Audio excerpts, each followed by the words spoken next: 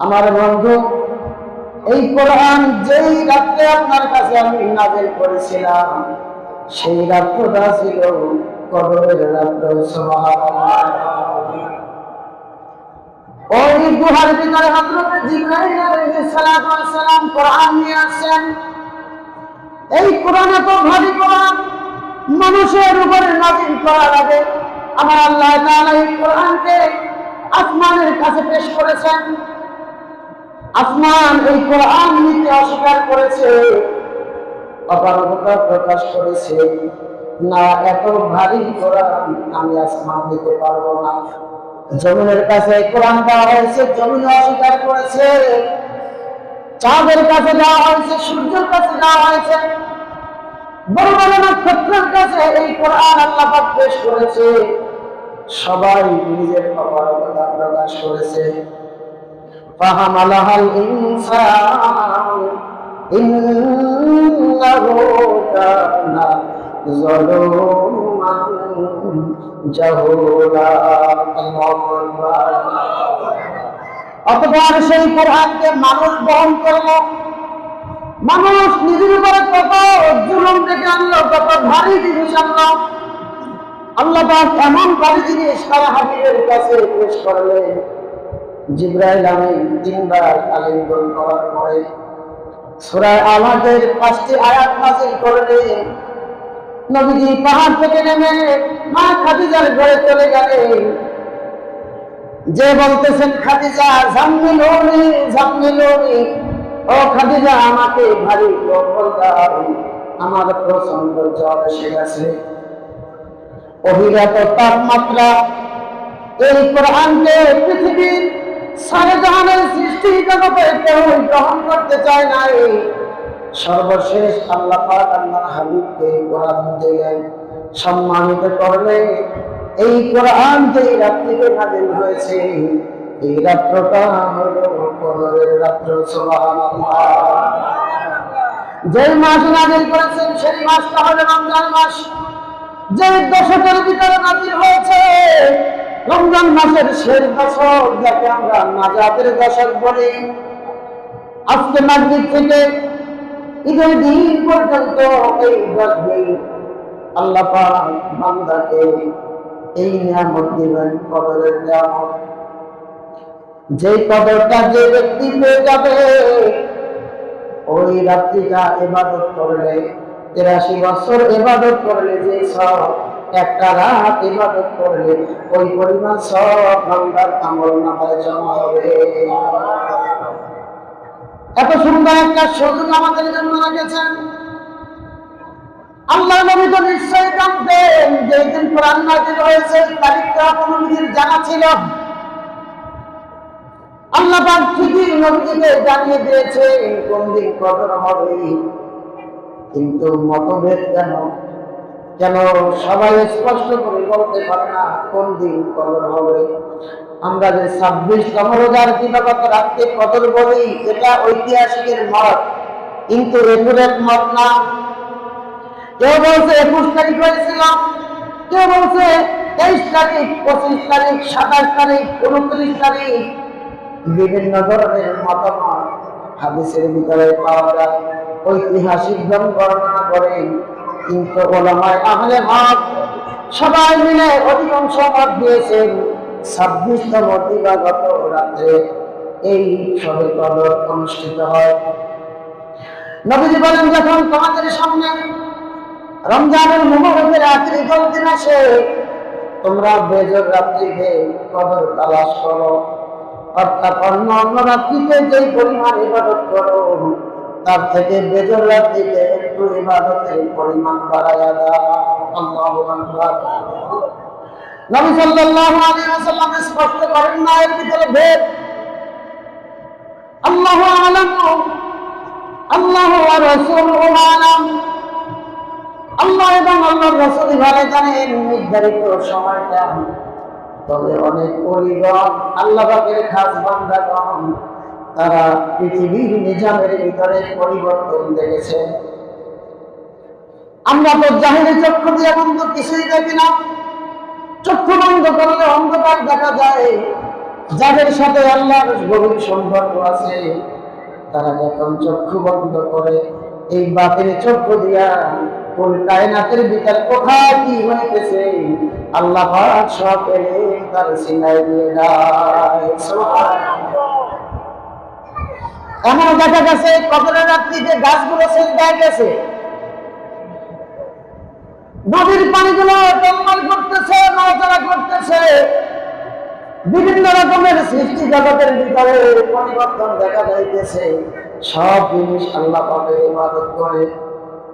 সাব্বাহা লিল্লাহি মা ফিস সামাওয়াতি ওয়া মা ফিল আরদ। পৃথিবীতে আমরা যা কিছু দেখি আর যা কিছু আমাদের নলেজের বাইরে আছে, সবই আল্লাহ পাকের ইবাদত করে।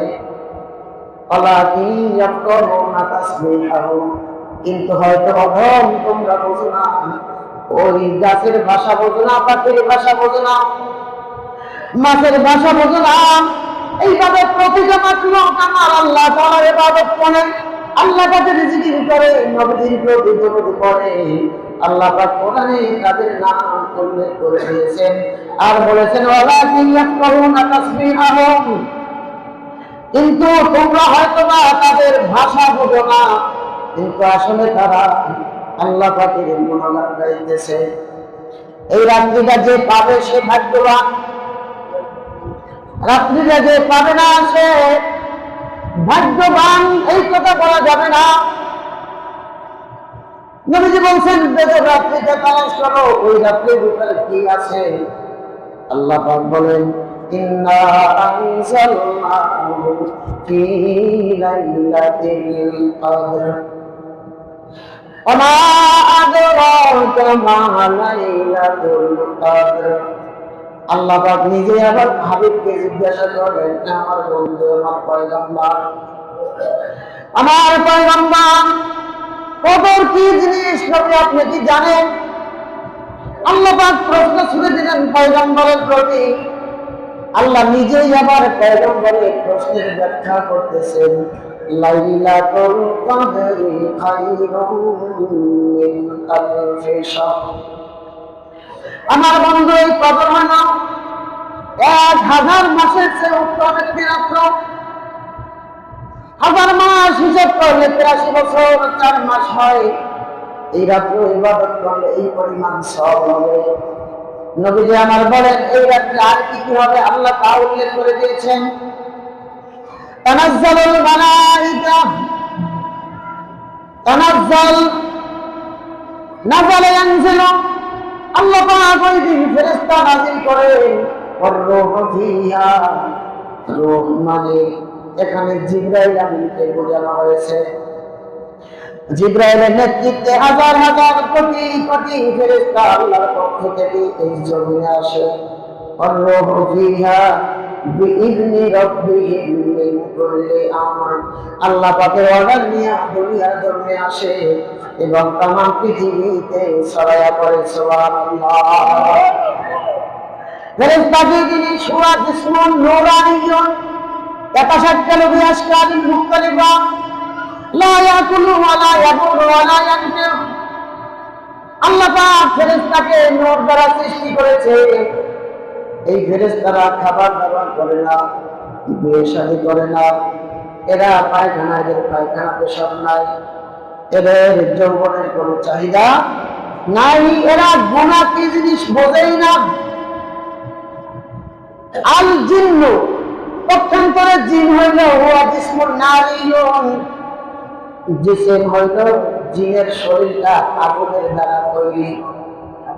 61 কালবি আশকারিন মুখতালিফা, বিভিন্ন সূরাত জিনে ধরতে পারে, ফেরেশতারা বিভিন্ন সূরাত ধরতে পারেন। জিনের ভিতরে ফেরেশতার ভিতরে পার্থক্য, জিনের শরীরটা আগুনের তৈরি আর ফেরেশতার শরীরটা নূর দ্বারা তৈরি। জিনের বিবাহ শাদী করে, আমাদের মতো কামাই রুজি করে, ঘর সংসার আছে, সন্তানাদি আছে, খাওয়া দাওয়া করে, চলাফেরা করে, সব মানুষের মতো। দুনিয়ার জমিনে মানুষ জিনকে দেখতে পায় না, জিন মানুষকে দেখতে পায়। আর হাসরের ময়দানে আল্লাহ পাক একটা পর্দা ফেলে দিবেন। হাসরের ময়দানে মানুষগুলো জিনদেরকে দেখতে পাইবে, কিন্তু জিন জাতি মানব জাতিকে দেখতে পাইবে না। আল্লাহু আকবার। আল্লাহ পাক কোটি কোটি ফেরেশতা দিন রাত্রে পাঠায় দিবেন। রাত্রে ঘুরতে থাকে কোন জায়গায় আল্লাহ পাকের জিকির হয়, ইবাদত হয়, নবীর দরদ হয়, ওইগুলো রিপোর্ট করতে থাকে, নাম সহ ঠিকানা সহ। হাদিসের ভিতর আছে, যে ব্যক্তি ইবাদত করে, যে ব্যক্তি দুরূদ পড়ে, ওই ব্যক্তির বাবার নাম সহ কাগজে আল্লাহ পাক লেখা নিয়ে যায়। সুবহানাল্লাহ। এত কিছু করার পরে কোন পর্যন্ত থাকবে? সালাম। আল্লাহ পাক এই ফেরেশতাদেরকে কি নিয়ে পাঠাইবে? আল্লাহ পাক বলেন শান্তি নিয়ে পাঠায়, শান্তি। আল্লাহ পাকের রহমতের বার্তা নিয়ে পাঠায় দেয়। কেমন যেন কানে কানে বলতে থাকে, রহমতের 10 দিন পার করেছো, মাগফিরাতের 10 দিন পার করেছো, নাজাতের 10 দিন শুরু হয়ে গেছে। ও বান্দা, আল্লাহ পাকের অজস্র রহমত পৃথিবীতে নাযিল হয়েছে, কে কতটুকু পেয়েছো জানা নাই। রহমত পাওয়ার পরে জমিটা চাষাবাদের উপযুক্ত হয়। এরপরে মাগফিরাত নামক বীজ বপন করা হয়। এই মাগফিরাত 10 দিন পর্যন্ত অবস্থান করে সুজলা পরিপাটি সুন্দর একটি গাছ তৈরি হয়। ওই গাছের দিকে ফেরেশতারা যখন রহমতের বার্তা নিয়ে আসে, তখন সুন্দর সুন্দর ফল ফুল গাছের ভিতরে ধরে। বান্দার ভিতরে কোনো গুনাহ থাকে না, বান্দা শুধুমাত্র আল্লাহ হয়ে যায়, আল্লাহ বান্দা হয়ে যায়। এই 10টা দিন শুধু ক্ষমা আর ক্ষমা, অন্যদিকে কোনো কিছুই তাকানোর দরকার নাই। কারণ 20 দিন পর্যন্ত বান্দা গুনাহের জন্য আল্লাহর কাছে ক্ষমা চেয়ে পরিষ্কার হয়ে গেছে। আল্লাহ 10 দিন শুধু দিতেই থাকবে, দিতেই থাকবে। এর মানে গাছের ভিতরে শুধু ফল আর ফল, বান্দা পাচ্ছে থাকবে, দিতে থাকবে। আল্লাহু আকবার। এই ফলগুলো বান্দা নিবে হাত্তা মাতলাউল ফজর, আযান হয়ে যাবে ফজরে। আল্লাহ পাক ফেরেশতাদেরকে ডাকতে বলবে, ফেরেশতারা এখন অফ করুন। পুরা বেজর রাত্রিতে বান্দা কি কি কামাই করছে, কোন কোন গাছ লাগাইছে, কি কি ফল হয়েছে, আমার কাছে নিয়ে আসো। এই আমলনামাটা সর্বপ্রথম মদিনার নবীর কাছে নাই, নবী দেখে সিগনেচার করে দেয়। তখন এই আমলনামাটা হযরতে আদম নবীর কাছে নেওয়া হয়। আদম নবী এভাবে বসা থাকেন, ডান দিকে তাকাইয়া আদম নবী হেসে যায়, বাম দিকে তাকাইয়া আদম নবী কেঁদে যায়। আল্লাহর হাবিব জিবরাইলকে মেরাজের রজনীতে জিজ্ঞাসা করলেন, আদম নবী ডান দিকে তাকাইলেন হাসলেন, বাম দিকে তাকাইলেন কাঁদলেন কেন? আল্লাহর হাবিবকে ডাক দিয়ে বলেন, ইয়া রাসূলুল্লাহ, কুল্লু বনি আদম খাত্তা ওয়া খায়রুল খাত্তাইন আত-তাওয়াবুন। বনি আদম সবাই কম বেশি গুনাহ করেছে, কিন্তু ওই গুনাহগার সবচেয়ে বড় দামি যারা গুনাহ করার পরে তওবা করেছে। কাফের মুশরিক তাও আদমের সন্তান, মুসলমানরা আদমের সন্তান, ইহুদি খ্রিস্টান হিন্দু বৌদ্ধ যারা আছে সব আদমের সন্তান। যখন ডান দিকে তাকায় আদম নবীর সন্তানের ভিতরে যারা জান্নাতি হবে, আল্লাহ পাক তাদের চেহারাটা আদম নবীকে দেখাইছে। সুবহানাল্লাহ।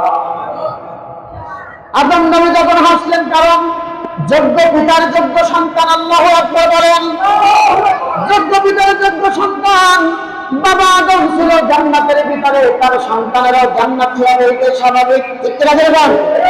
তো আদম নবী যখন দেখে আমার সন্তান দুনিয়াতে এসে আল্লাহ পাকের নাফরমানি করছে, আবার তওবা করে গুনাহ মাফ করে দিয়েছে, এইভাবে তাদের স্মৃতিগুলো দেখলে আদম নবী অন্তরে খুশিতে ভরে যায়, তারা হেসে দেয়। আর যখন বাম দিকে তাকায় ইহুদি খ্রিস্টান কাফের মুশরিক মুনাফিক বেঈমান তাদেরকে দেখে, আদম নবী আফসোস করে চোখের বিলাই পানি এসে যায়।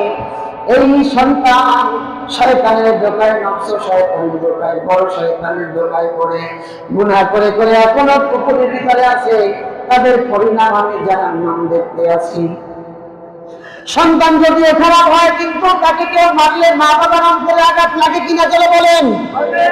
মা বাবা যতই মা বাবাকে খোঁজ না রাখুক, মা বাবাকে যতই সন্তান কষ্ট দেয়, কিন্তু মা বাবার চোখের সামনে সন্তান যদি আঘাত হয়, কষ্ট হয়, অসুস্থ থাকে, মারা যায়, নিষ্ঠুর পিতা মাতা তার অন্তর করে রাখতে পারে না, অন্তর থেকে সব দুঃখ দূর করে সন্তানের জন্য কান্নাকাটি করে।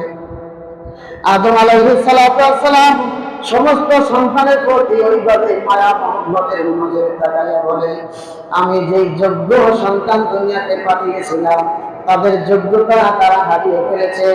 ঈমান আনতে পারে নাই, নবী মানতে পারে নাই, ইসলাম ধর্ম মানতে পারে নাই। যেই ধর্ম কর্মের উপরে রয়েছে এটা সব ভ্রান্ত ধর্ম, অতএব তার পরিণাম হইল জাহান্নাম। নবীজি এটা দেখে চোখের পানি ফেলেছে। আল্লাহ ডাক দিয়া বলে, ওই সমস্ত আমলনামাটা সর্বশেষে আমার কাছে নিয়ে যাওয়া হয়। মধ্য আসমানে আমলনামাটা থেমে যায়, এদিক সেদিক কোনো দিকে যায় না। কিছু আমল উপরে চলে যায়, কিছু থেমে যায়। তখন চেক করে দেখেন এই আমলের শুরুতে দুরূদ শরীফ নাই, শেষে দুরূদ শরীফ না। আল্লাহু আকবার বলেন। শুরুতে দুরূদ শরীফ, শেষে দুরূদ শরীফ, যে আমলের শুরু শেষে না থাকবে, আসমান জমিনের মধ্যবর্তী স্থানে ওই আমলগুলো লটকানো থাকে।